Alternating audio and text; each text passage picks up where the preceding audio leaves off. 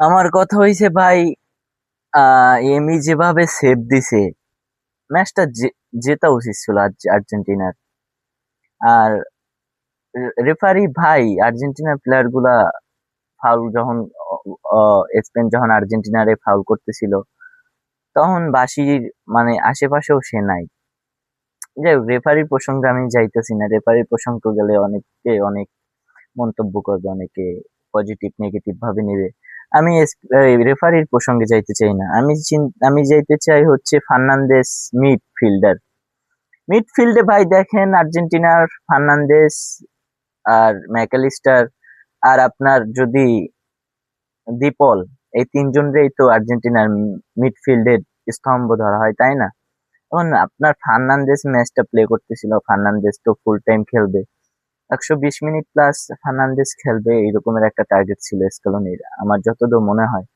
কিন্তু লাল কার্ডটা খাওয়ার পরে ভাই 10 জনের আর্জেন্টিনা হয়ে গেছে। তার ভিতরে যে এমির এত মানে একটা মানুষ এতটা চেষ্টা করতে পারে ভাই, হেডের বলগুলো কিভাবে ধরতেছিল। তারপরে যে আপনার ফ্রি কিকটা ইয়ামালের, ভাই ওটা দুর্দান্ত সেভ ছিল। আপনারা যত যাই বলেন ভাই, ভাগ্য খারাপ, ভাগ্য যদি সাথে না থাকে তাইলে সবকিছু হয় না, বুঝছেন? এখন আপনার বলতে পারেন যে তুমি এতদিন লাফাইছো, অনেক কিছু করছো, স্পেন রে নর্মাল টিম মনে করছো। ভাই না, নর্মাল টিম মনে করার কিছু নাই। আর্জেন্টিনা স্পেন কিন্তু কেপ ভার্দের সাথেও আটকে গেছিল, ঠিক আছে? এখন আপনার মনে করেন সর্বশক্তি যখন প্রয়োগ করেও কিছুতে না হয়, তখন আপনার ট্যাকটিসে অনেক কিছু হয়ে যায়। কারণ আপনার ট্যাকটিসে যদি মিস্টেক থাকে থাকে তাইলে তো আর কিছু করার নেই।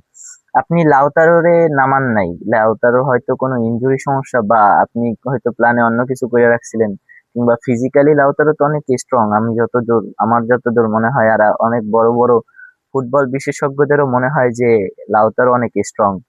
আর লাউতারো মার্টিনেজের এরকমের মিডফিল্ড এরকমের মিডফিল্ড আর কন্ট্রোল করার ওর একটা এক্সপিরিয়েন্স আছে ক্লাবে। যদিও সে অ্যাথলেটিক অ্যাটলেটিকো মাদ্রিদ না, সে ইন্টার মিলানে খেলে। ইন্টার মিলানের প্লেয়ার হিসেবে তার ভালো ভালো রিয়াল মাদ্রিদ, বার্সার সাথে খেলার অভিজ্ঞতা আছে। ভালো ভালো মিডফিল্ডে ওর বল কন্ট্রোলের অভিজ্ঞতা আছে ভাই। এখন আপনি লাউতারোরে না নামাইয়া ওই জায়গায় প্লে করাইলেন আর সেনেসি রে। সেনেসি ওর বদলে যদি ভাই ওই আলভারেজ রুডে আপনি সেনেসি রে নামাইলেন, ওই জায়গায় যদি লাউতারো থাকতো, আজকে ম্যাচের সিনারিওটা অন্যরকম হইলেও হইতে পারতো। মেসি একা কি করবে?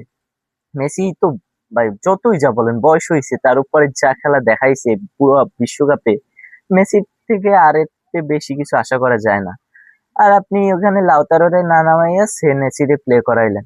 সেনেসি ভালো প্লেয়ার ভাই, সন্দেহ নাই, কিন্তু আপনি যদি লাউতারোরে নামাইতেন পরে, রিসেন্ট টাইমে ম্যাচ গুলা দেখেন, সব ম্যাচ কিন্তু লাউতারো নামার পরে ঘুরে গেছে। আপনি যদি আজকেরা লাউতারোরে প্লে টাইম দিতেন, হয়তো লাউতারো ডিফারেন্ট কিছু করেও দেখাইতে পারতো। এর ভিতরে দেখেন আপনার এই যে সিমোনে সিমোনে কি একটা গোল মিস করলো ভাই। ওইটা যদি ওইটা ওর বুটের আগায় লাগছে ভাই, আমি ওর দোষ দিতে চাই না। ওইটা যদি ওর ঠিকঠাক কানেক্ট হইতো, হয়তো আজকে ম্যাচটা প্লান্টিতে যাইতে পারতো এবং ম্যাচের রেজাল্ট ডিফারেন্ট কিছু হইতে পারতো। আপনারা এখন আহ, ব্রাজিল ফ্যানেরা, পর্তুগাল ফ্যানেরা, আর যত ফ্যানেরা আছে সব এখন একদিকে, বুঝছেন? তারা সব আজকেরা স্পেনের ছিল আর্জেন্টিনার বিপক্ষে, তারা সব সময় থাকে, আর্জেন্টিনার পক্ষে কখনো থাকে না। আজকেরা তারা স্পেনের পক্ষে ছিল, আর্জেন্টিনার পক্ষে শুধু আর্জেন্টাইন ফ্যান গুলাই। ভাই এরকমের ম্যাচ, আমার হতাশ হওয়ার কিছু নাই আর্জেন্টিনার কাছ থেকে। আর্জেন্টিনা যেমন খেলা দেখাইছে বিশ্বকাপে, আর এই ম্যাচটা এটা ডিফারেন্ট। ভাই এটা মানতে হবে যে এই দুইটা ম্যাচ এই মানে এই ম্যাচটা আর আগের ম্যাচগুলোর সাথে কখনো তুলনা হয় না। আর এই ম্যাচটা আমি বলবো যে ভাগ্যই খারাপ।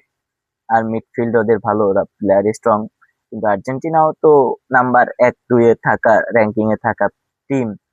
এক গেছেবারের বিশ্ব চ্যাম্পিয়ন, আপনি এদের হেলাভাবে নিতে পারেন না। ভালো ভালো টিম, আপনার মানতে হবে। যাই হোক, এই বিশ্বকাপ শেষ, উত্তেজনা শেষ, সবাই ট্রোল করবে এখন আইসা। আমরা ট্রোল করছি, আমরা ট্রোলের শিকার হব, এটা স্বাভাবিক, এটা বিশ্বকাপের মজা। আর আমার মনে হয় না যে আজকে যেমন স্পেনের এত সাপোর্টার দেখছি আমরা, এরকমের সাপোর্টার আমি আগে কখনো স্পেনের এত সাপোর্টার বাংলাদেশে দেখিনি। আপনি স্পেনে বাংলাদেশের সাপোর্টার হিসেবে দেখতে গেলে Portugal, Argentina, Brazil, Portugal, Germany এগুলো আপনি ধরতে পারেন। আর আপনার স্পেন খুব কম, খুব কম। কিন্তু আজকের বাংলাদেশের যারা ফুটবল ফলো করে তাদের একটা বড় অংশ স্পেনের সাপোর্টার হয়ে গেছে। এখন তারা কি দল চেঞ্জ করে গেছে কিংবা তাদের এটা রক্তে আচ্ছা, মাইন্ডে নিয়েন না। এতক্ষণ কথা বললে দুই একটা ভুল হয়, ঠিক আছে। যাই হোক, আপনাদের কিসের সমস্যা আপনারা জানেন যে আপনারা এইভাবে হুট করে দল চেঞ্জ করে স্পেনের সাপোর্টার হয়ে গেলেন। এখন আপনারা, আপনাদের ব্যাপার, আপনারা কোন দল সাপোর্ট করবেন। তবে ভাই আমরা কিন্তু জন্মের পরে এবং বুঝ হওয়ার পরে আর্জেন্টিনার বিশ্বকাপ নিতে দেখছি, কিন্তু আপনাদের তো বুঝ হওয়ার পরে কখনো ফাইনালও খেলতে দেখলাম না আমরা। এবং আমার মনে হয় যে আপনারাই অধিকাংশ মানুষ নিজেদের সাপোর্ট করা টিমকে কখনো ফাইনাল খেলতে দেখেন নাই। কথাটা কিন্তু তিতা হইলেও সত্যি।